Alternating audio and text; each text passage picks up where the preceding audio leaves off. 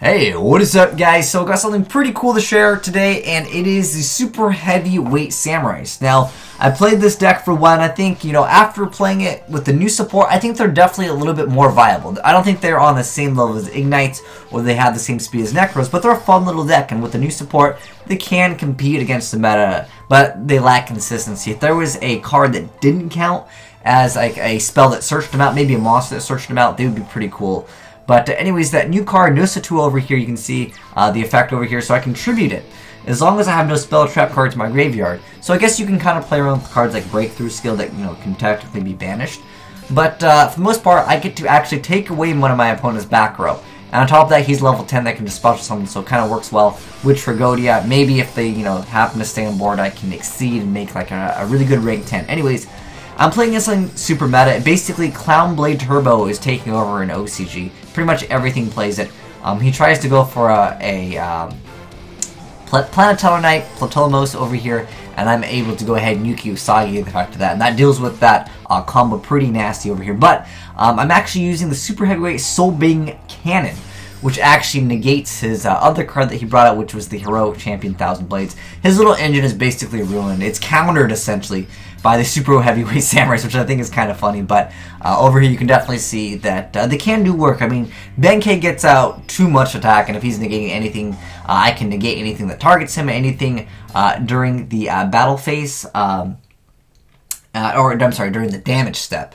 If something is activating, as long as I control no spell and trap cards, I'm able to stop something. So, the big hand over here is going to say no to a lot of stuff. And same with the Super Heavy Samurai Flutist. I think they could be pretty good, but I got another replay to share with you guys. Alright, so once again, Super Heavyweight Samurais. And I decided to go ahead and play one Grand Bolt because the deck can't play any spell and traps. Well, you can play cards like Breakthrough Skill, but I really wanted something to deal with problematic cards that would like Gridlock, so I feel like Grand Bolt is like a really good option here. So anyways, I'm facing off against a guy that's running the Star Seraph engine with a Chicken Race. It's pretty nasty to run into just because it adds a lot of consistency to a lot of random decks over here. You can see I actually done goofed over here. I actually didn't even use the effect of Chicken Race. He actually ends up destroying Chicken Race himself, so I can't have access to it. Pretty nasty of him. So I'm summoning this card over here, which I want to explain real quick. So this card is so awesome. It's the Super Heavy Samurai Tamasi. And if all monsters you control are Super Heavyweight Samurai monsters, and you have no spell and trap cards in your graveyard, you target one face-up monster your opponent controls, send that to the graveyard, and special summon from... you send that card from the field to the grave, then special summon one Super Heavy Samurai Synchro monster from your extra deck whose level is the total original levels of the monsters that were sent.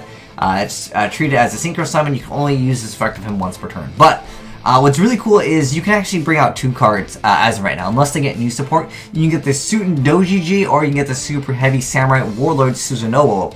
And this card is actually really deadly. Now, I thought his attack and defense were flip-flop, so you'll see me done goof over here. But, excellent video, so you guys don't make the same mistake I do. So yeah, you don't want to actually summon this card in attack position. I read the attack and defense opposite.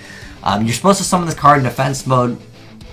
But anyways, that's okay. We'll get into... Well, I mean, I guess I'm there for the disrespect play. But anyways, he's got that play for the Star Seraphs. I'm able to max C, so I'm able to mitigate any of the advantage that he is getting. Although he technically still gets to pop one. I guess in that case, who cares about the Super Heavyweight Samurai? The card's going away anyways, right? At this point, he's kind of taking the maxi challenge, but he's kind of forced to in this sense. I went ahead and effect failure because I didn't want him to negate Gorus. I guess he's a stream sniper over here.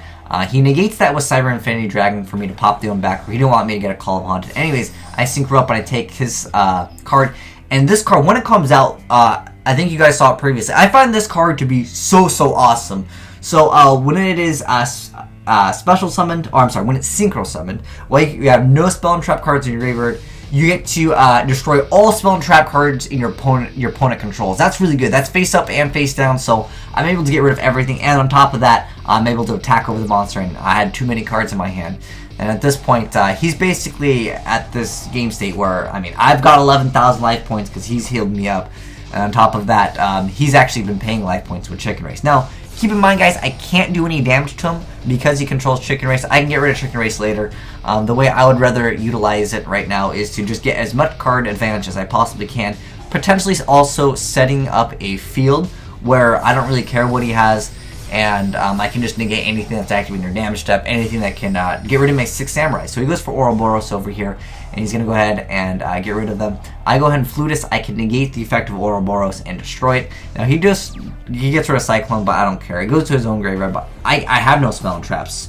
So there are a lot of times where you run into opponents where MST is going to do absolutely nothing, and from here you guys can see he just gives up because you know, I can attack over this. But I really feel like this is an underrated deck.